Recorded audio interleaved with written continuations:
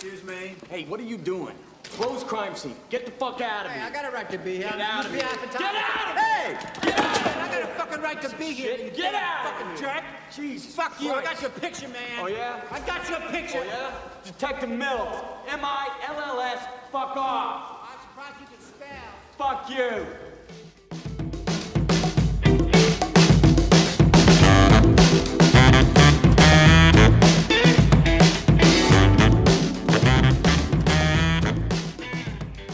Hey, Katrina Porter. Hey, Anna Se7en.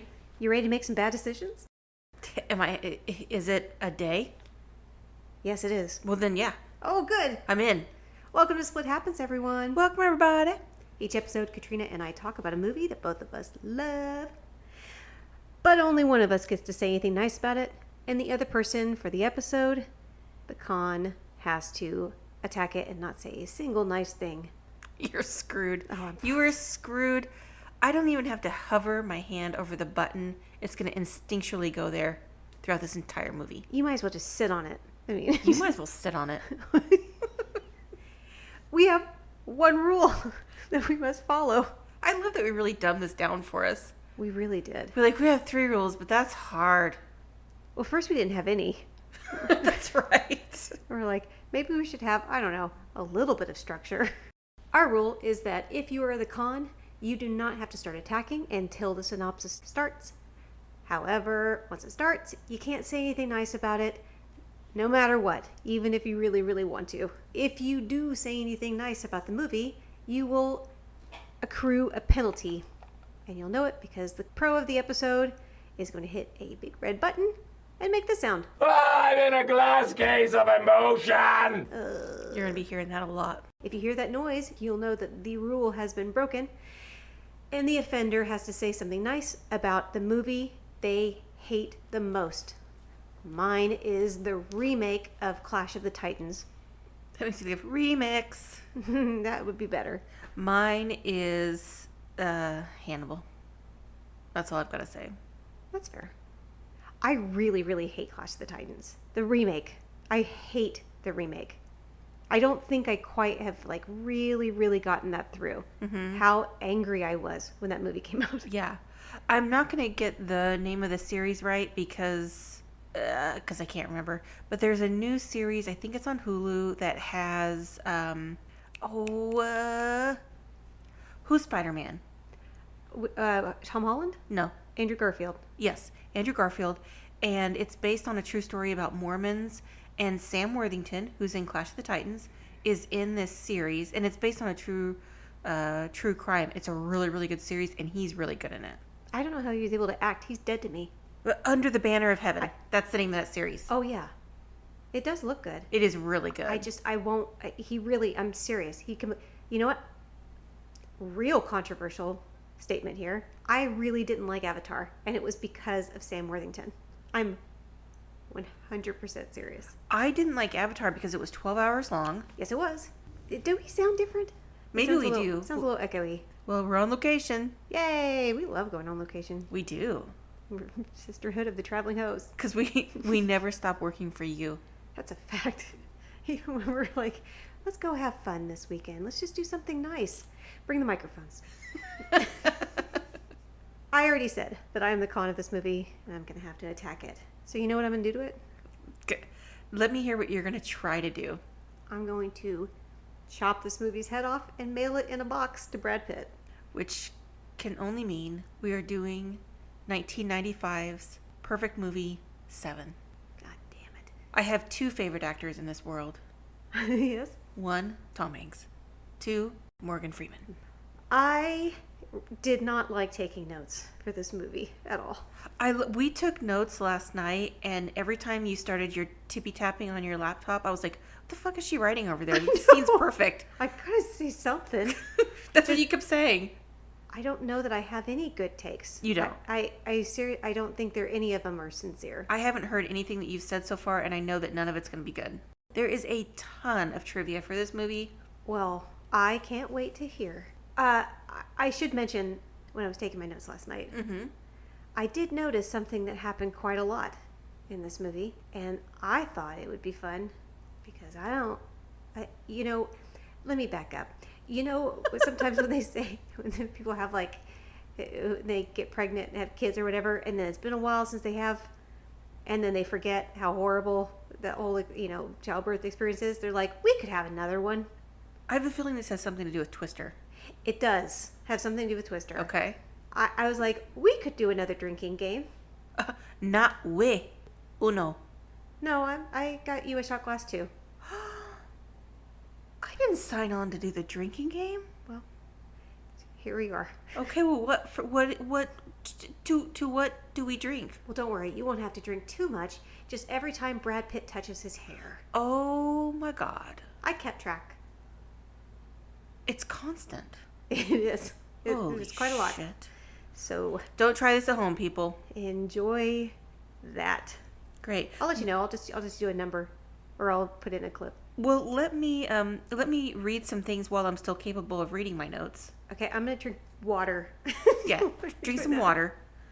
Unlike, because I can learn my lesson, unlike when I did my notes for Time Bandits, I didn't drink while I was making my notes for this movie, so I can read them and understand them.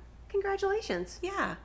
I can see you looking at my book, getting ready to make fun of me already. No, we'll get to that in the movie. Okay. I did notice that you're.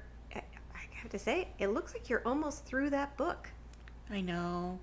Are you gonna get another one, or are you just gonna move on to new technology? I'm going to move on to technology. It's really hard to take my notes and then to put trivia throughout it when you're writing it all. Which means I have to read trivia like 12 times before I even start taking my notes. Well, maybe you can just turn your computer down to like 10-point font with 0 spacing in between. Okay, asshole. The movie Se7en came out in 1995, which was the year I graduated high school, which was not that long ago. It was the 7th highest grossing movie. Brad Pitt made $7 million for this movie. Oh. I don't understand most things that have to do with technology or filmmaking, but this was shot on 35 millimeter reels. Oh, for real? Yeah. And there were 7 of them. Oh, of course. Uh-huh. And then there was some other 7 shit that I didn't write down. I think I was going to go over briefly about the difference between the different types of millimeter Let's not film. do that. It is fascinating, but not for here. The budget for this movie was $33 million, and it made $327 million worldwide. Goodness. It was directed by David Fincher. Prior to this, the only movie he had directed was Aliens 3, Oh, which didn't do well. it did not. And he had said that rather than direct another movie, he'd rather get cancer. So he would, because the experience was really bad for him. Did he get 7 types of cancer? No, God. But he loved the screenplay for this movie, and so he decided rather than get cancer, I'll go ahead and direct another movie, which I think was a good choice. I agree. He directed The Game, which we both love. Yes. I don't think it was a big commercial success. He did Fight Club. He did Panic Room.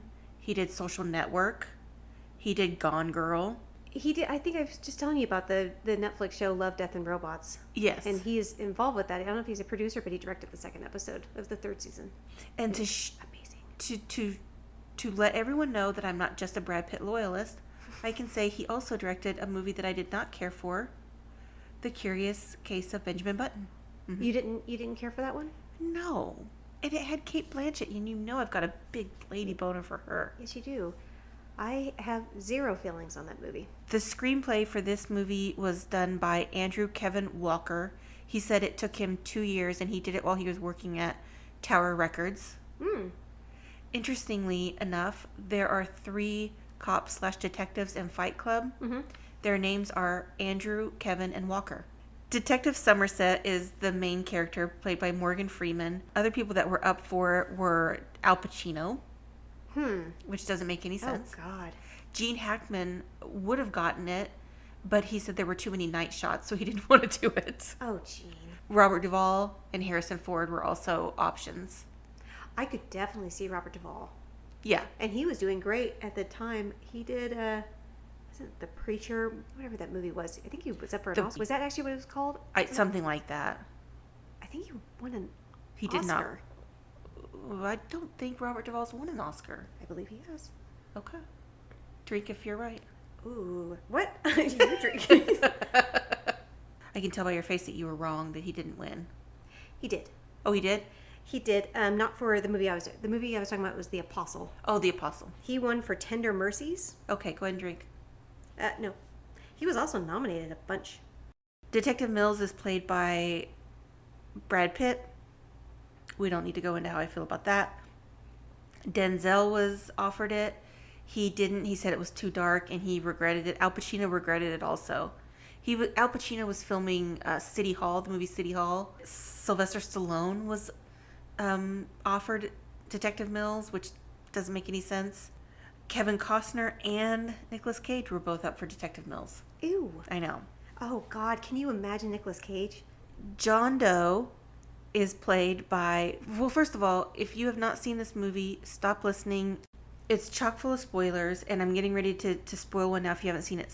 We'll put up where it's available, but we watched it on Netflix. We watched it on Netflix, but you can probably see it on Amazon, fuck you, Jeff Bezos, YouTube, probably Vudu, whatever those other ones are, Google Play. John Doe is the antagonist of this movie, and he's played with perfection by Kevin Spacey. And we've done Kevin Spacey movies. We're going to do them again. Mm-hmm. He's a garbage person. Yeah. He is perfection in this movie.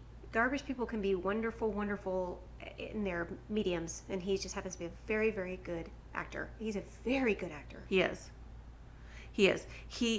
David Fincher and probably the producers wanted Kevin Spacey's name to be in the credits, and he was in the opening credits, and Kevin Spacey was like, no, let it be a surprise, because you don't see him through most of the movie, and for being a horrendous killer, you never see him kill anyone, mm-hmm. which is really clever. But he also, that clever clause, Kevin Spacey, he was like, if I'm not in the opening credits and no one knows who John Doe is, I don't have to do any of the marketing stuff for this movie. Yeah. So he's a piece of shit, but he's a smart one. Val Kilmer was up for the John Doe role. He would have done well. And briefly considered was Michael Stipes from REM. What the fuck? I don't know. I've got a lot of trivia throughout this movie. Anything you want to say before we get started? Oh, yes. Okay. Oh, we're already there. Yeah. I look forward to doing our drinking game so that you can be in as much pain as I am. Thanks. And I very much look forward to talking nicely about the movie after the synopsis ends, because it is a perfect film. I apologize in advance. While we're on the apology train, yeah, I'd like to apologize in advance. Okay. To my husband. Oh. Because Brad Pitt's in this movie. Oh. So I'm going to try to focus on anything other than his appearance. Will you? And I will fail. And I'm sorry. I am ready to go. Cue Bane. Let's get this party started. All right, play the fucking song.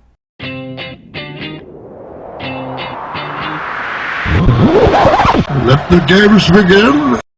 This movie opens with Detective Somerset, played by Morgan Freeman. I changed that 3 times in my notes. I made him an officer, a lieutenant, and a detective. He's not a lieutenant? He's a detective. I thought he says lieutenant at one point. They say lieutenant in the very beginning. That's why I changed it. It's Detective Somerset. So they say lieutenant. They do. Even though it's incorrect? Correct. Well. I just gave you a call. Yeah. He's getting ready for work, and I have to say I really appreciate a man who has his stuff meticulously laid out. Yeah, he does. He does. I'm gonna give you a little bit of trivia here. Oh, okay. So at one point in the movie, the captain, who doesn't actually get a name in the movie, but we'll say who he is. His name is Captain. He was asking Somerset, "What are you gonna do when you're done with all this?" And he said, "I'm gonna retire to his farmhouse."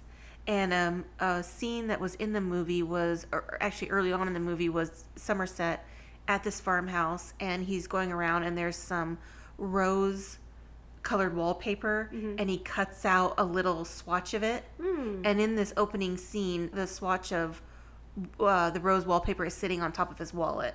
I'm gonna give you a gift right now. Oh, thank God. Because you don't have much. Well, I already forgot I was supposed to be attacking, so yeah. Okay. Well, another thing that was cut out of this movie, everybody, if you've listened to our podcast, you know there are certain words we don't say. Yes. We don't say, if somebody uses the R word describing someone's intelligence, we say retired. Yes. If somebody uses the gay slur that starts with an F, we use foxtrot. Yes, we do.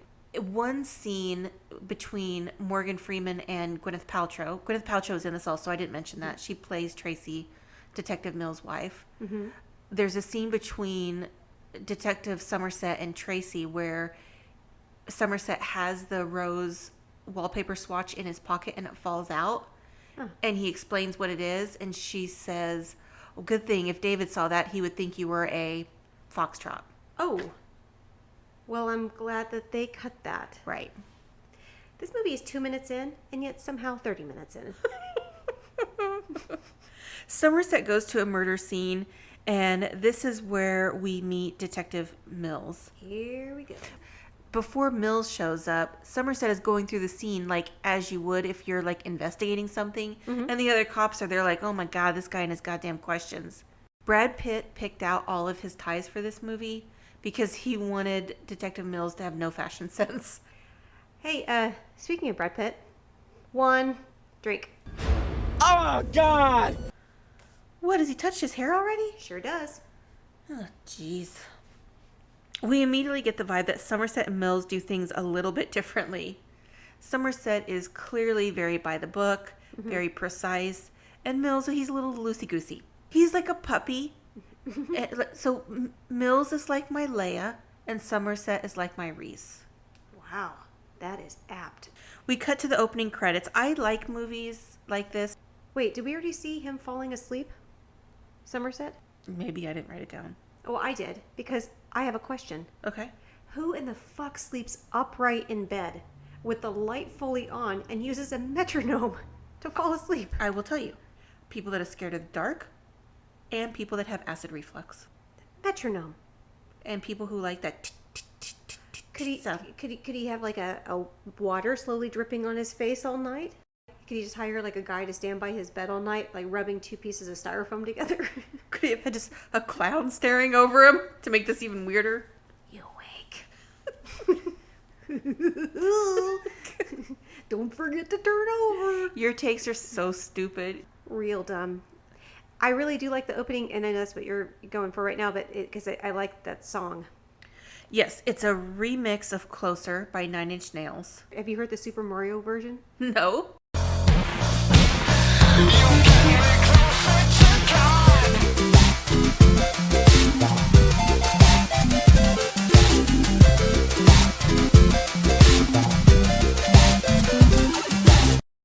Reznor won an Oscar for another David Fincher directed movie, The Social Network. He did the music for that.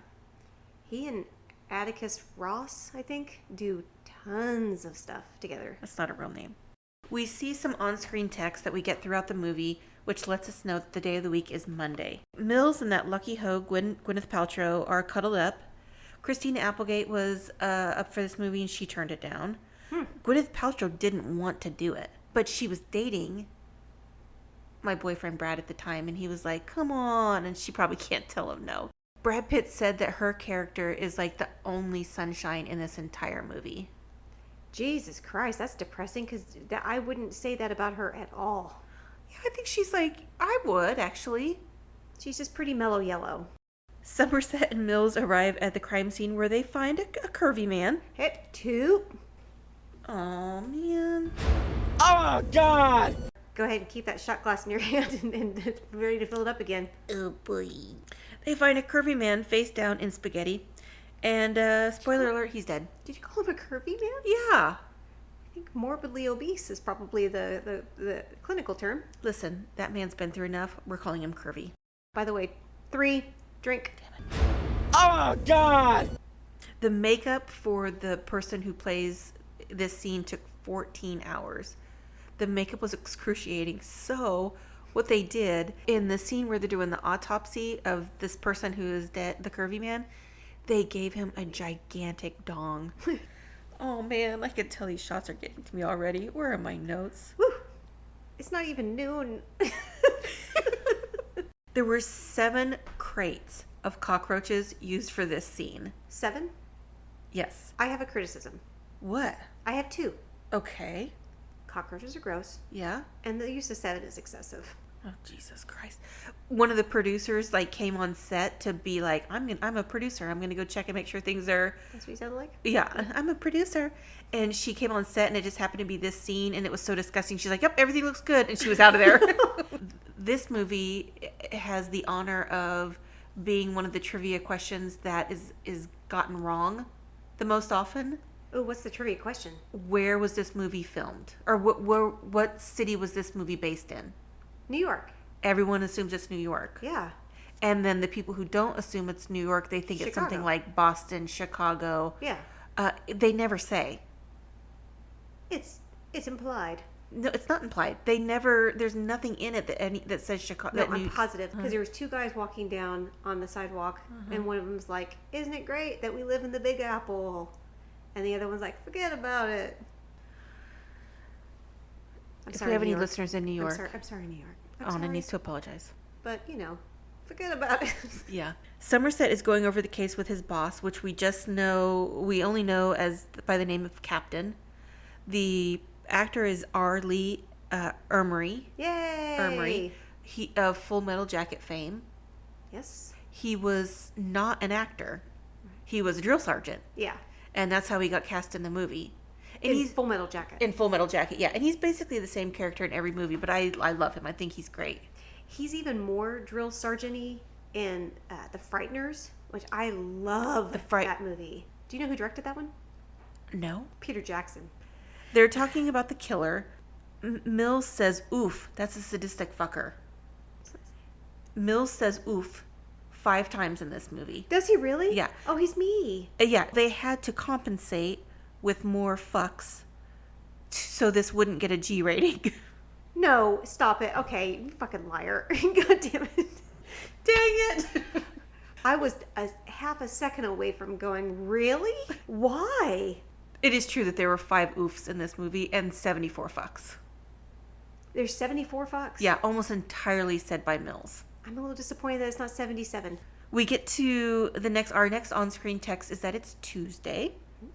Shaft is giving a press conference about an attorney who was killed. In this scene, there were 2 gallons of blood that were covering the actor who did this part, and he had to lay there for hours. He lay there so long, his legs got stuck to the carpet because of the blood would just dry. Gross. I know. But he's a defense attorney, so who cares? But it does have greed written on the floor, and Mills is on the case. What's wrong with the defense attorney? Oops. I apologize to the defense attorneys that are listening to this podcast. Yeah, gee whiz. Oof. We find out later on who's one of the people he defends. So Mills is there, Yeah. and then he just has a seat in the chair in the middle of like a crime scene. Hope they got like fingerprints and all of that They kind of stuff. did already. Did they? Yeah.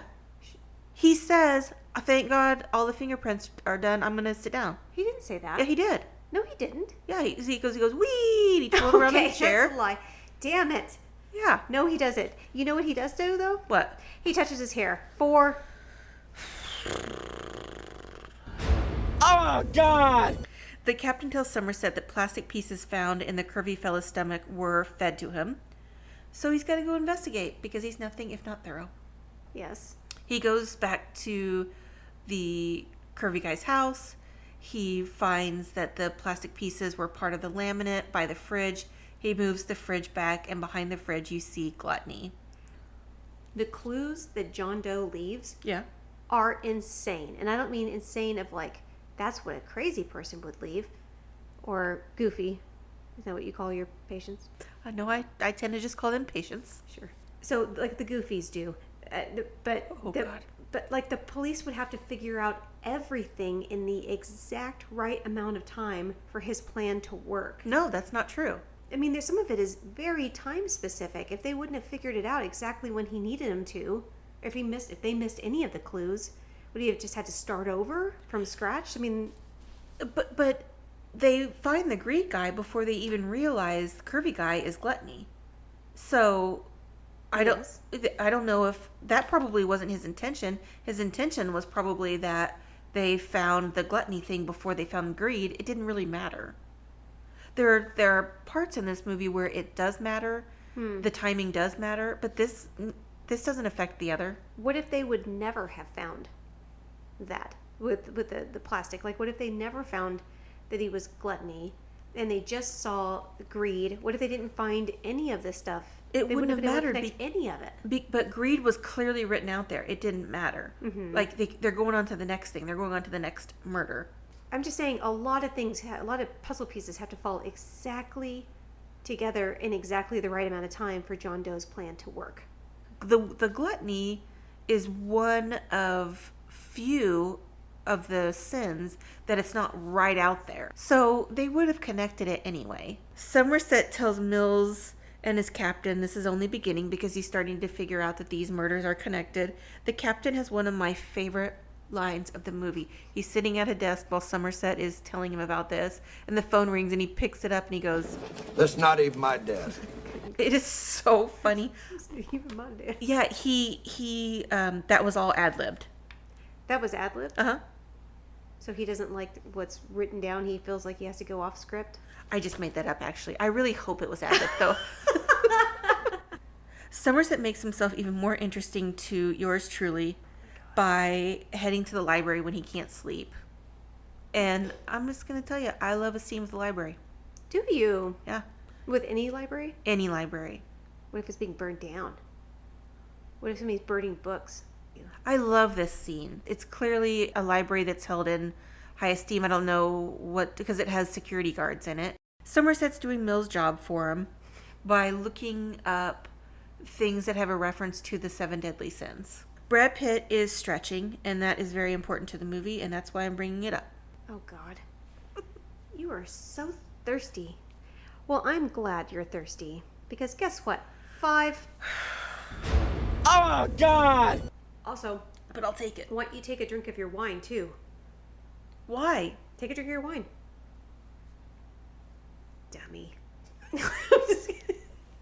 No, I'm drinking. You're a trickster, you are. Let me take a drink because it's Foxtrot alert. Oh. I think if you're the pro, you should have to drink to those. What? To the retireds and Foxtrots and Fangs and all the other ones that we've come up with. Our next on-screen text is that it's Wednesday. If you notice that every exterior scene in this movie, it's raining, and they Yeah. did that on purpose, so they didn't have to... Well, first of all, it's moody. It's drab. It is. But also, they didn't want to worry about filming around the weather, so they're like, we're just going to have every scene be in fucking rain. They're in Mill's new office, and his wife Tracy calls to invite Somerset for dinner. Somerset and Mills arrive to the apartment. We learn that Somerset's first name is William, which, coincidentally, is Brad Pitt's real name. Is it really? William. Is his last name really Pitt?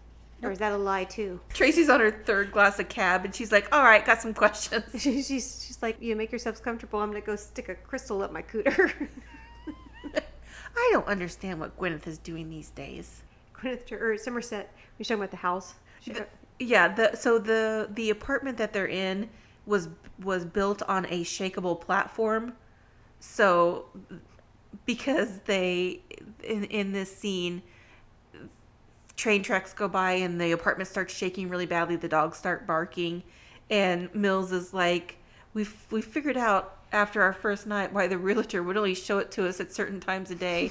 And they all start laughing, and it's hysterical. And they're making... Well, Somerset's like, you're, like inappropriate laughing, and then just starts guffawing. I'm like, it's Katrina on film.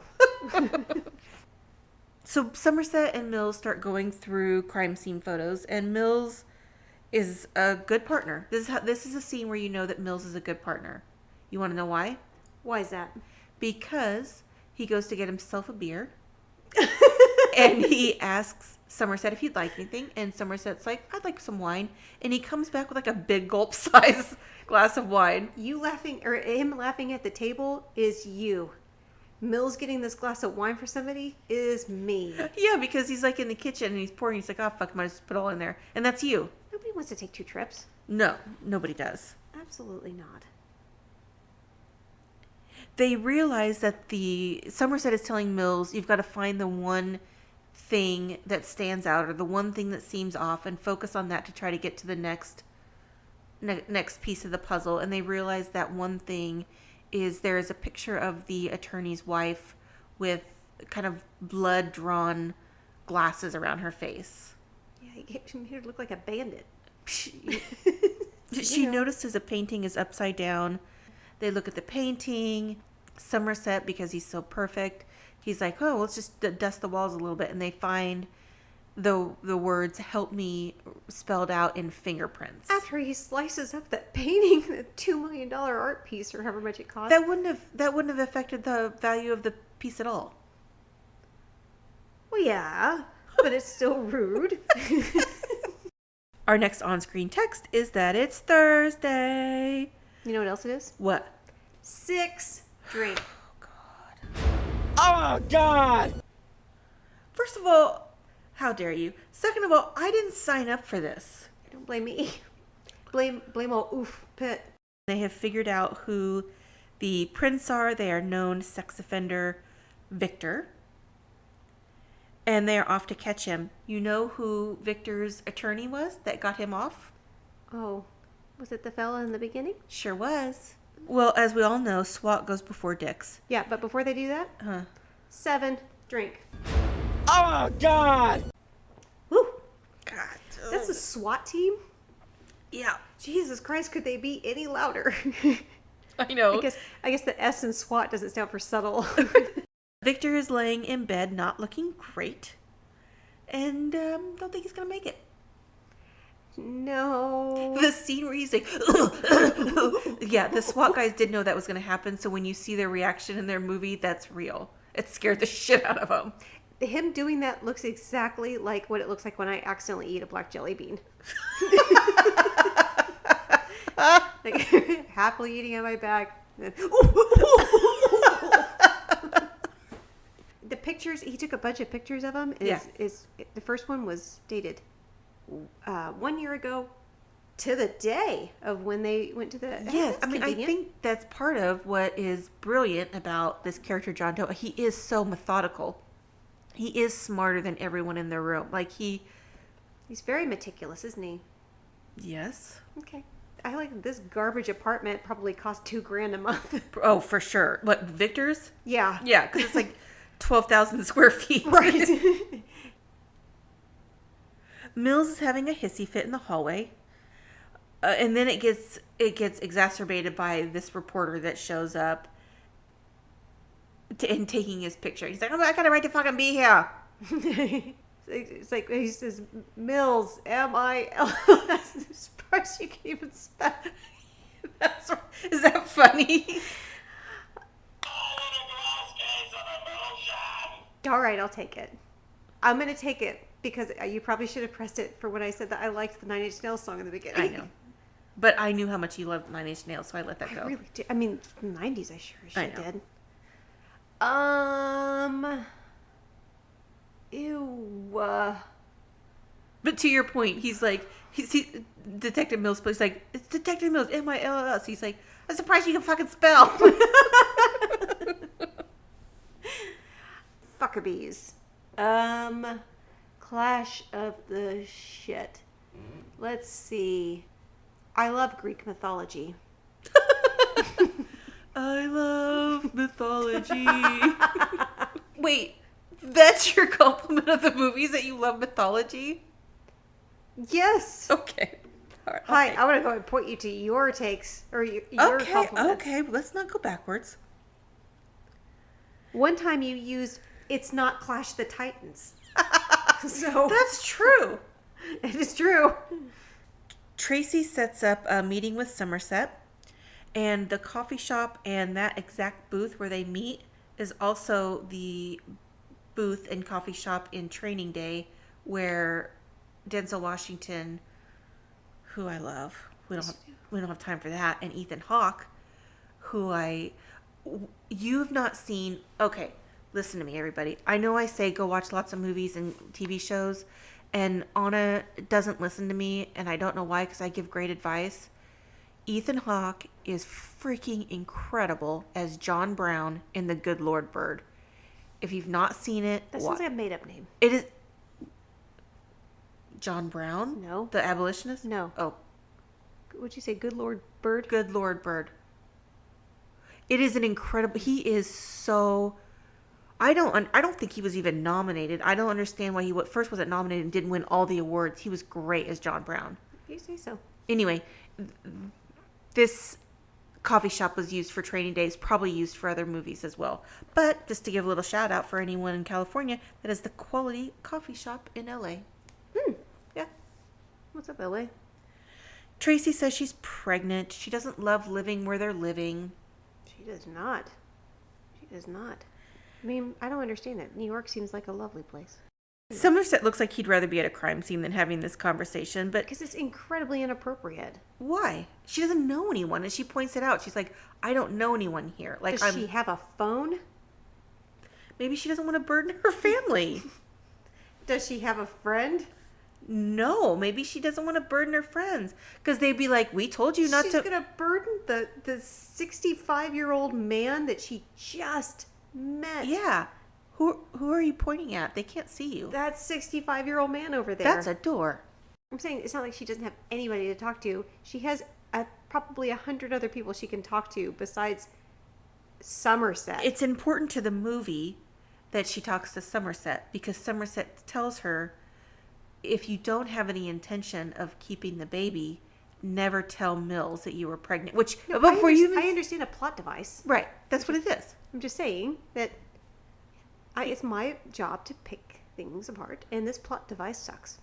So Somerset, they're stuck. They don't know how to get to their next step. Somerset comes up with the idea of getting an FBI friend of his to look up some library records, and he said the FBI has been tracking people's library habits so they can track, bombs, murder, terrorist stuff.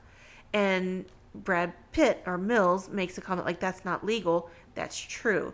It wasn't until 2001. It would have been when George W. was in office. 2001, the Patriot Act was passed that said that was okay. Yep.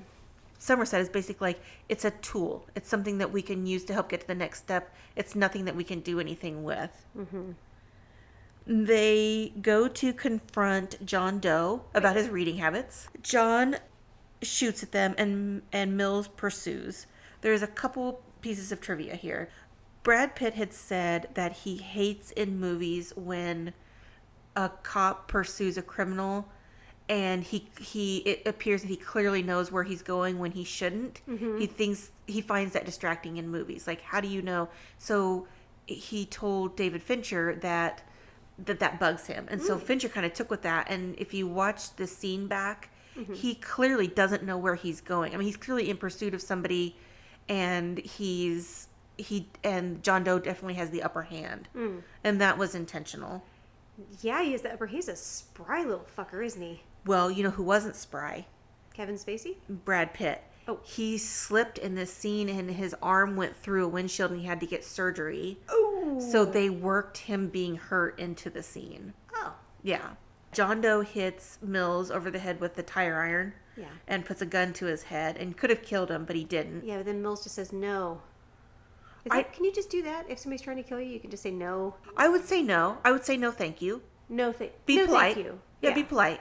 Oh, no, thank you. Yeah. I would say my head is made of titanium, and if you shoot me, it'll blow up and you'll die too. That's a lot to get out in, like, the split second you would need.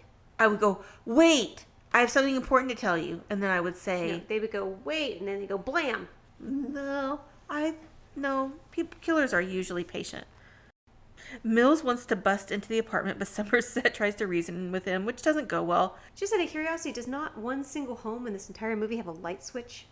I don't think so. They have to use flashlights for every single place, even if somebody's like currently living there. There's not a single place has a light switch. Yeah, it's moody.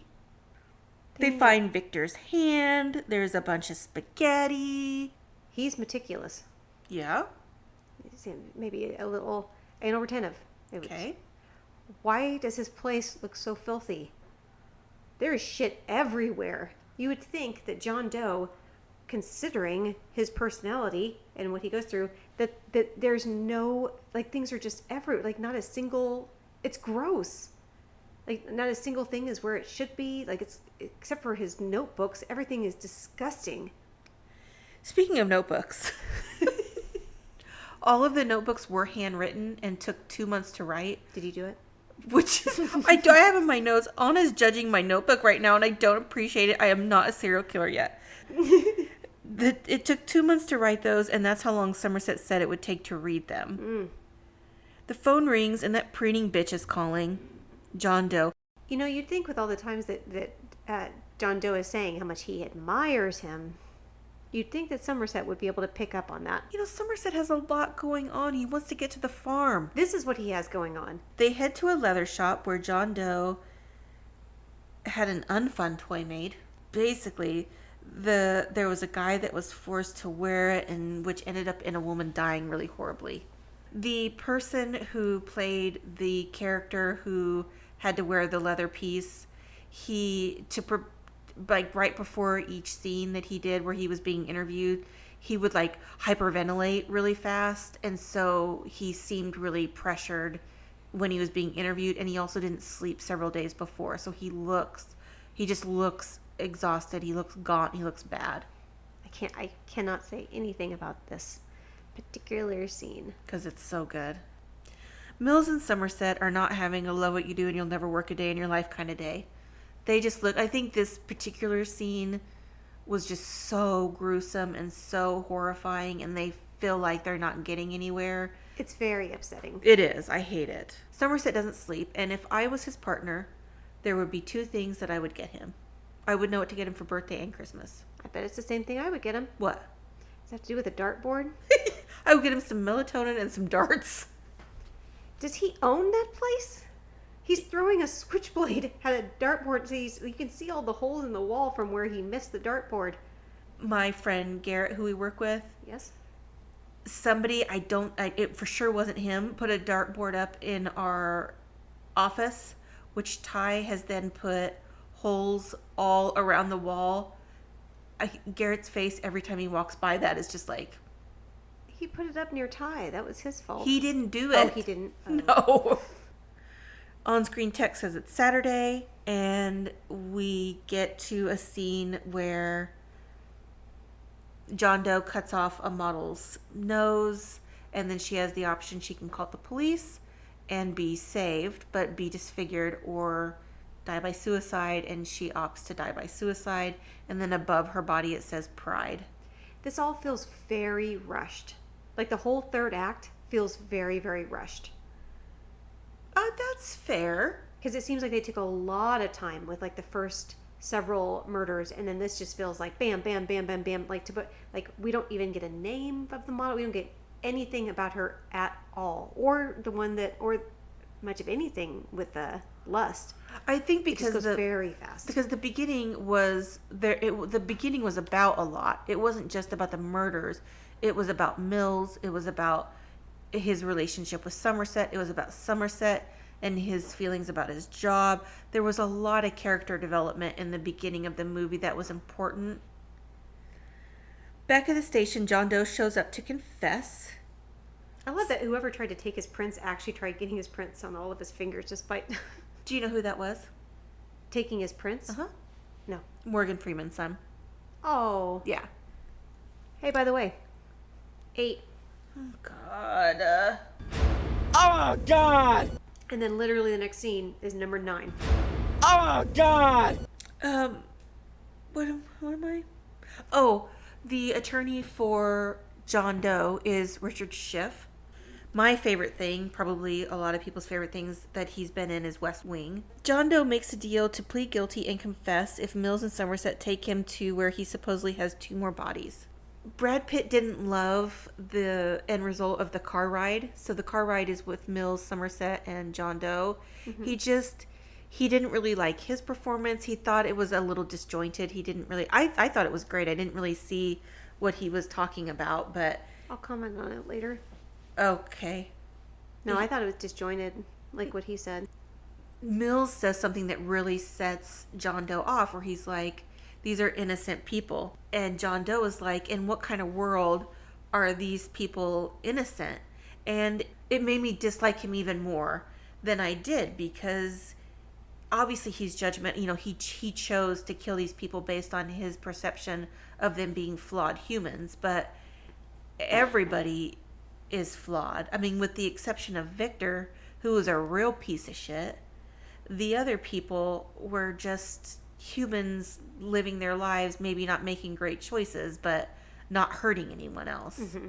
They're walking in the desert, and what's so clever about the writing of this movie is you can see that from beginning to end, John Doe is ahead of everyone. And this is one of those strange movies where the bad guy really gets what he wants. John Doe planned this out so well that the location of where they're at was that it wouldn't allow the helicopters to land, so there wasn't any additional support for Somerset and Mills. It was just the two of them and John Doe. They see a van driving up, and Somerset goes to meet that. The person who's driving that van is one of the Arquette family. The van driver says that there's a delivery for a Detective Mills that was supposed to be there at 7 o'clock. It's a box. Somerset is indecisive, and he's like, I'm not sure. Mills is a little bit further away with John Doe. Holding a gun to his head, which is what you do. Yeah. And Somerset opens the box, and he clearly sees something very disturbing in there. If you haven't seen the movie, like the first time you're watching this movie, at this point you still don't know what it is. But Somerset reacts immediately. He's like, the helicopter, he's telling and I actually didn't notice this until this last night because we had closed captioning on, which I love. Somerset is telling the helicopters, get out of here. You're not seeing anything, because he knows something bad is getting ready to happen. He's like, get out of here. Don't say anything that you're going to see. I didn't catch that at all. Yeah. Because he knows that there's a chance that Mills is getting ready to do something bad. That doesn't seem very ethical. Somerset was just reacting because of all that character development in the beginning. He's protective of Mills. Like, they have created a partnership. Somerset starts running towards John Doe and Mills. And John Doe is starting to let Mills know how much I envy you, how much I envy your life. I showed up at your house. I met your wife. I tried to pretend to be you. And Mills is like, what the fuck? She tried to sell me crystals. I said, no, these smell funny. Right. So then John Doe said, I cut off her head. And Mills is like, no, he's clearly like distressed. Mm-hmm. And he's looking at Somerset like, tell me that's not what happened. Tell me that's... And Somerset, who's just incapable of lying... Yeah. Was like, he says, don't make him a victim. Yeah. That's what Somerset says to Mills. Don't make him a victim. And he's kind of like, just like, and then... Yeah, he's got the upper hand. He's got the upper hand. And then John Doe said she was pleading. She was pleading for her life and the life of her unborn child. And Mills clearly didn't know that she was pregnant. And then you see, for just a split second, there's a shot of, you see Tracy's face. Mm-hmm. Yeah. And Mills shoots him. Well, that's right before he does. Touch his hair one more time. Number 10. Oh, God! I'm just kidding. No, he didn't. I thought he did, though. You liar. I really did think that he did that at the end, but he didn't. After he shot him, John should be like, I fucking told you the ending would be good. Ta-da! So envy is John Doe's sin, and Mills becomes wrath. So that's the end of the movie? That's the end of the movie. It's done. Yes. It's over now. So let's talk real quick about the alternate ending. Okay. The alternate ending, which a lot of people would have preferred, including me, I think. Yeah. Was that Somerset kills John Doe, so then Mills is free, basically. Well, so Somerset was about to retire anyway, but also it makes John Doe not win. Right. But Brad Pitt was one of the people that really pushed for this ending. This was the ending that was written because it didn't make sense to him that Somerset would have lived this career doing the right thing, doing things by the book, and then in a split second throwing that away, whereas it made more sense for all, and I'm joking about the character development, but not really. It wouldn't have made sense for then Mills to deviate from everything we know about him. He's impulsive, he's reactive, he's emotional. It wouldn't have made sense for them both, for the sake of it turning out okay, for them to both deviate from their characters so much. And I think that makes sense. It is nice to see movies, especially movies like this, suspenseful and all that, where the bad guy just wins. Right, I know, it's creative. Brad Pitt didn't want his shirt off in this movie, which they said he never did, but he does when he puts his wire on. But he had just done Legends of the Fall. Oh, I see. And he wanted to do something gritty. The way he described it, he wanted to get away from the cheese of Legends of the Fall. And so he wanted to have something that was more substantive. One of the early showings of this movie, they give out reviewing cards, like, to people who we want you to watch this movie and review it. But what they told people is, hey, do you want to go review this movie? It has Brad Pitt, who just did Legends of the Fall, and Morgan Freeman, who just did Driving Miss Daisy. Do you want to check this movie out? Oh, goodness. So these people go into this movie. Did you tell me it's like a horror movie? Correct. Oh, no. So a lot of people hated it. And these three women, they overheard, I think David Fincher directly overheard these three women saying, whoever made this movie should be killed. Oh. Oh. Yeah. Well, I disagree with that. This movie's one of my favorite movies. It probably says something about me, that my favorite movies are Se7en and Silence of the Lambs. Silence of the Lambs. Yeah. But I love every moment of this movie. It is so perfect. The guy, and he's just such a small part in it. But the guy that's in the lust scene that you were talking about, hyperventilating and all that, it is the most phenomenal acting. Yes. He really seems traumatized. Yes. He really, really does. He really nailed what I believe trauma to look like. Yeah. I mean, there's nothing about this movie that doesn't hold up to this day. do we want to ask people about anything in particular? What's your favorite movie twist? Ooh, yeah. The twists in this are so good. You never see John Doe kill anyone. And you actually don't see John Doe at all through the majority of the movie. And Kevin Spacey's not in the opening credits. He's in the end scene credits twice. And if you notice, the end scene credits are done in reverse. Yeah, good luck reading this, fuckers. Right, but, David Fincher said he wanted to look like a serial killer had written it. It did. Yeah, so good job there. Mission accomplished. It said, when the movie ends, it says Kevin Spacey as John Doe. And then when they go through the list of characters, his name is listed again. This was great. I am so glad I learned some kind of lesson from Twister, and I drank water in between our shots. You're a dirty liar. I didn't agree to this. Well, it is very easy to get a hold of us. We are on Split Happens Pod on all of the socials and splithappenspod.com. .com. Bye, Katrina. Bye, everybody.